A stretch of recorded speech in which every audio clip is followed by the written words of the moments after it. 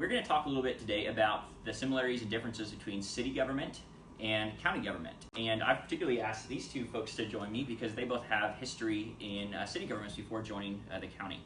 So let's start off with you, Aaron. Let's talk a little bit about the history of Johnson County and how that relates to the cities in our county. Sure. So Johnson County was formed in 1857, which actually predates the state of Kansas by a few years. And so it's pretty amazing that in most cases we predate even the cities in Johnson County as an entity. There's only a handful of cities that are actually as old as the county, and I think that kind of led to how you see services delivered in the county in a number of ways.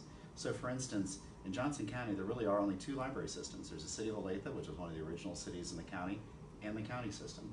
There's also wastewater collection, where over time it's become really just a handful of systems, but the predominant service delivery is by Johnson County Wastewater.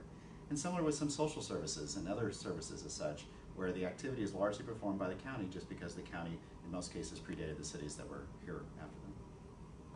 So Penny, talk a little bit about, from your experience working for Overland Park and San Antonio and then coming here to the county, what are some of the similarities and differences on how those governments are structured? Well, how the governments are structured are very similar in that there's the governing body that's elected, and then they hire the county manager, and then the county manager either hires or delegates the hiring of employees from there. So that's very similar, and there's a department director structure.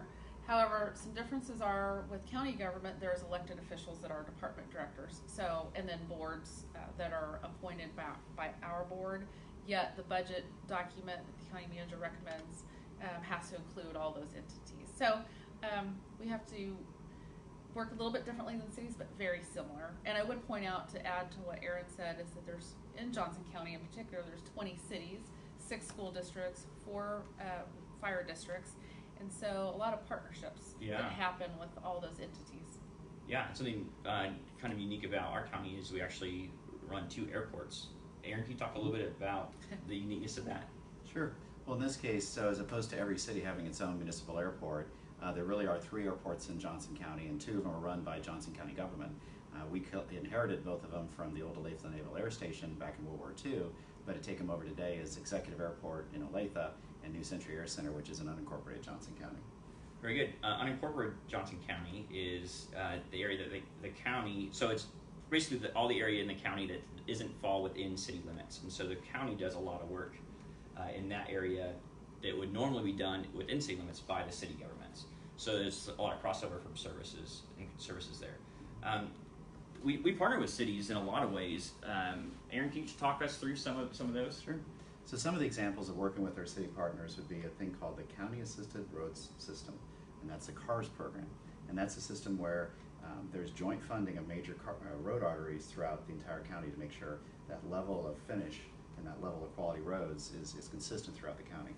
Another is stormwater management. That's an area where the county collects a tenth of a sales tax of sales tax in order to support stormwater mitigation efforts throughout the county, and that's a great partnership in that. There's co-responder programs, there's IT services we work together. There's just a number of areas where it makes sense for government working together because ultimately we serve the same people and the same taxpayer. Right.